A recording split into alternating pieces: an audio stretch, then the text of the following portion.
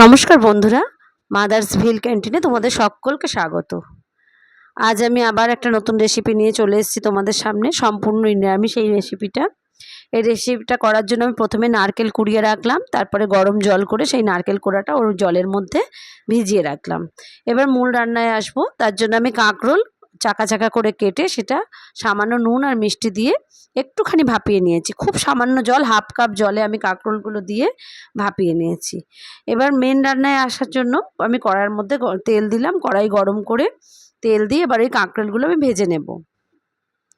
এই কাঁকরোলে মালাইকারি খেতে খুব সুস্বাদু হয়। আর বিশেষ করে শনিবার যাদের যে দিন নিরামিষ থাকে, সেই নিরামিষের দিনে যদি তোমরা করো, একবার করে খেয়ে দেখবে। একটু খাটনি বলতে নারকেলটাই একটু কুড়িয়ে একটু দুধটা বের করে নেওয়া নারকেলের, ওইটুকুই যা একটু চাপ, আর কোনো এক্সট্রা কোনো খাটনি নেই। যেমন নর্মাল আমরা যে রান্না করি তার জন্য যে বাটনা লাগে সেই রকমই মশলা এগুলো লাগে। কাঁকরোলগুলো একটু ভালো করে ভেজে নিতে হবে, একটু ভাপিয়ে নেওয়ার কারণে, নাহলে একটু শক্ত শক্ত লাগে। তোমরা যদি না পছন্দ করো খুব নরম, তাহলে তোমরা এমনিও কাঁচাই ভেজে নিতে পারো।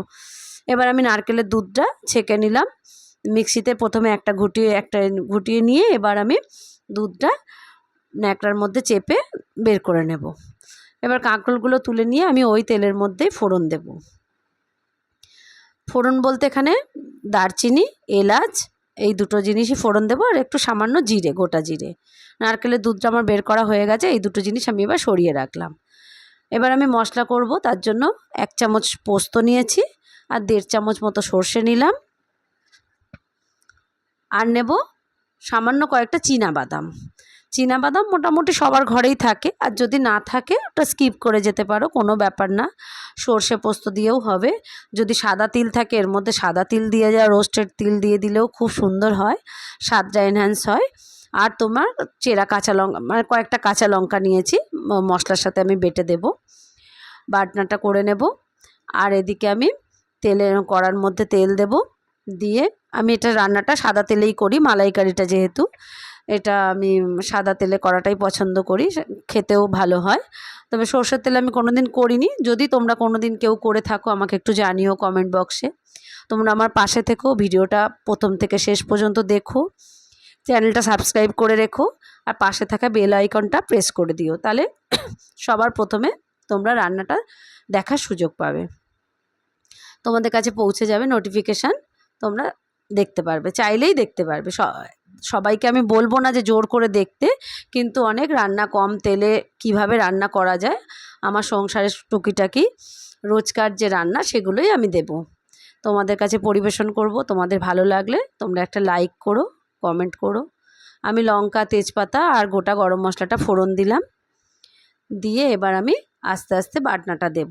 তার জন্য আমি প্রথমে ওই যে বেটে রেখেছিলাম পোস্ত সর্ষে, এই বাটনাটার সাথে আমি একটু জিরের গুঁড়ো নিয়ে নিলাম 2 চামচ মতো, আর তেলের মধ্যে একটু দিলাম কাশ্মীরি লঙ্কা, যার জন্য রঙটা খুব সুন্দর হয়। আর বাটনাটা আমি দিয়ে দিলাম, দিয়ে মশলা কষতে থাকবো।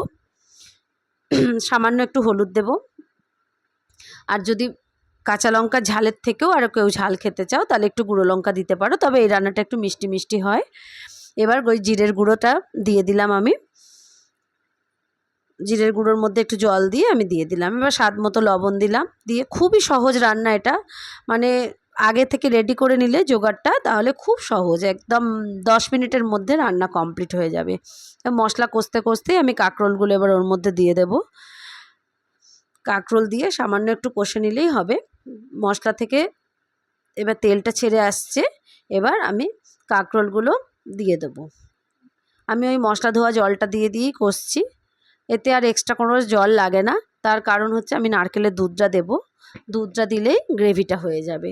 আর একটু গ্রেভিটা ঘন পাতলা মিশিয়ে নামাতে হয়, তার কারণ একটু পরে বসে যায়, খুব গাঢ় হয়ে গেলে ভালো লাগে না, একটু রসা রসা থাকলেই জিনিসটা ভালো লাগে। যেহেতু মালাইকারি, তাই একটু কারি না থাকলে ঠিক জমে না। আমি কাঁকরোলগুলো দিয়ে দিলাম, দিয়ে একটু মশলাটা কষতে থাকলাম, কাঁকরোলের সাথে মিশিয়ে নিতে থাকলাম।